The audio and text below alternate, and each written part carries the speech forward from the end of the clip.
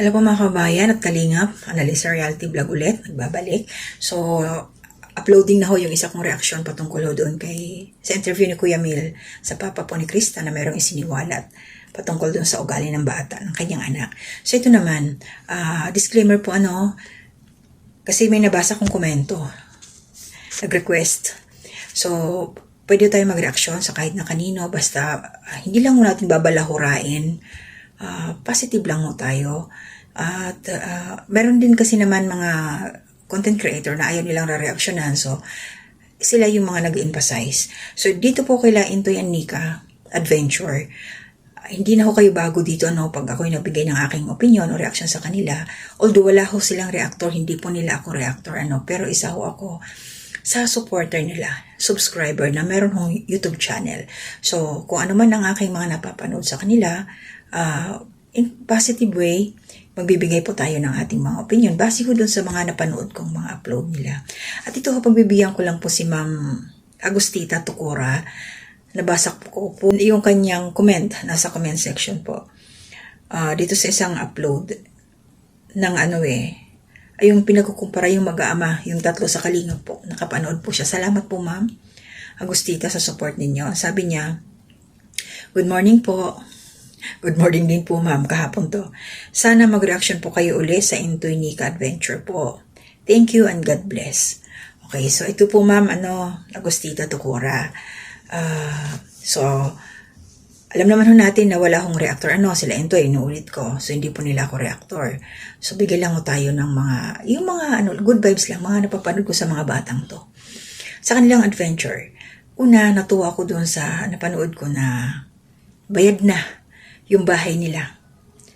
So, thank you Lord. Dahil, yun, malinis na. Sana, hindi natin alam, mga ka-adventure dyan, kasi may mga nababasa ako sa comment section. Sana may kasulatan na fully paid na, kasunduan sa barangay, para para hindi sila magka-problema sa hinaharap. Siguro meron yun. Meron din naman siguro yun, kahit pinsan pa yun ni Nika. So yun, clap-clap tayo doon sa mag-asawang to. Dahil bayad na nila yung kanilang bahay. Ayan. At yung nakikita kong mga improvement, ngayon, grabe, malapit nang matapos. Kunti na lang, ilang portion na lang yung sa kisame. Din unti-unti maayos na talaga, maganda na yung nila.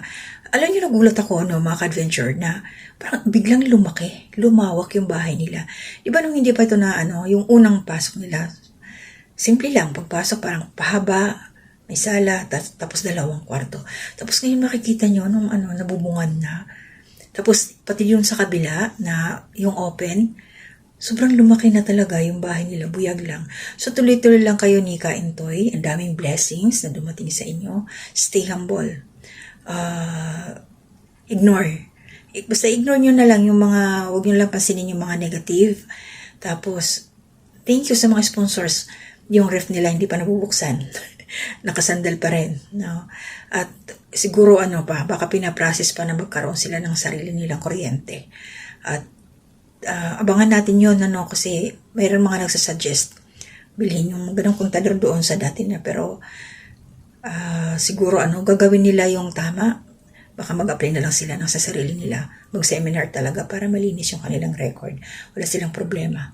As in, wala sakit sa ulo. No? Kasi ganun din naman yun Gagasto sila, babayaran nila yung hindi nabayaran ng bill. Ng ilang months yun na walang bayad. So, imbis na ibabayad nila doon, edi sa banibagong kontador na lang, at least malinis, nakapangalan pa sa kanilang mag-asawa. Diba?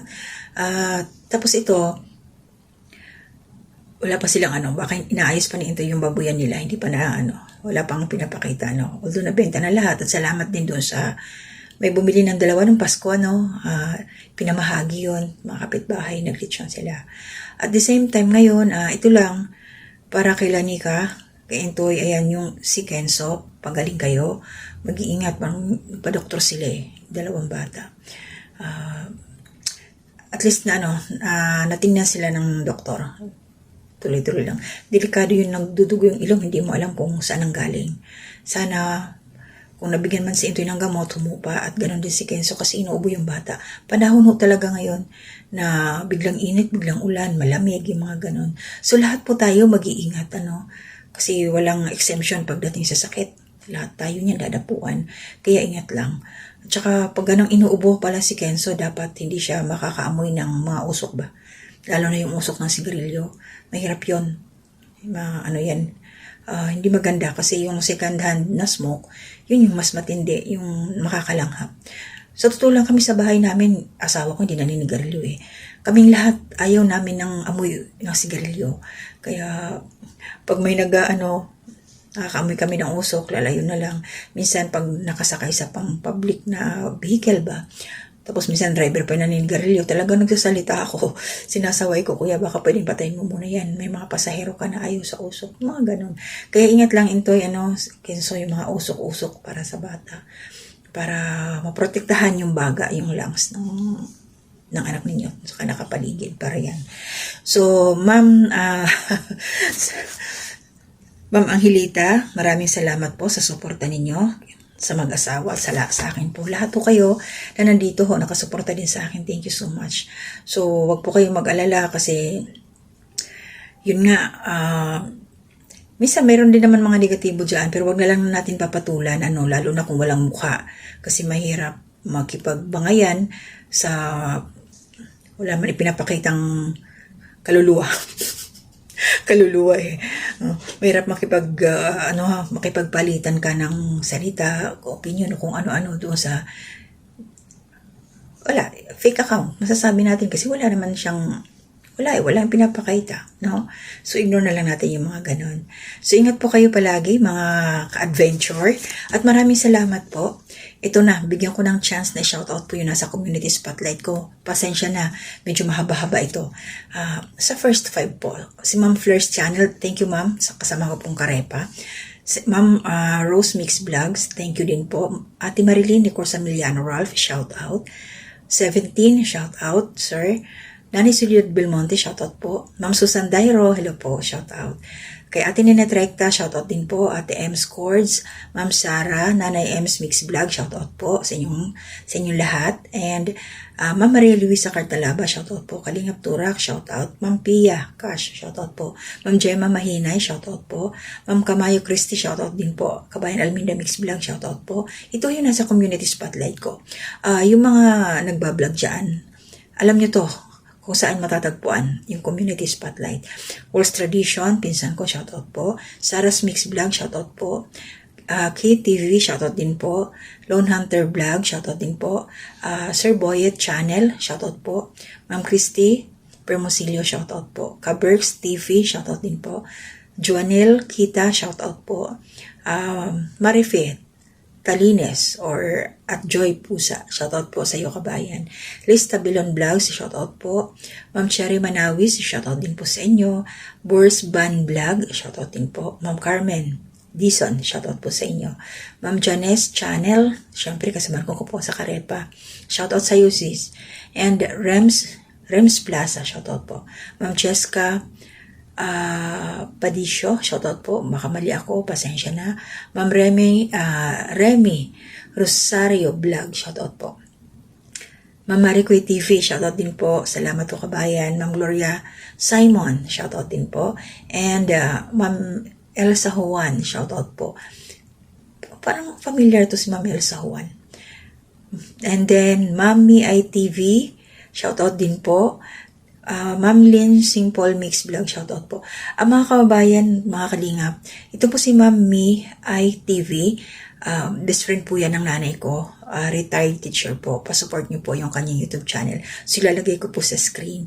Na siya, kumbaga libangan na lang niya kung ano yung makaganapan doon sa bahay nila. And po siya, waray. No? Siya po yung, sa ganitong paraan po kay Ma'am Mi ITV, ito lang ko yung magiging balik ko sa kanya na sana mas tulungan niyo rin ako masuportahan siya kasi nung time po may sakit si nanay kasi nga best friend sila.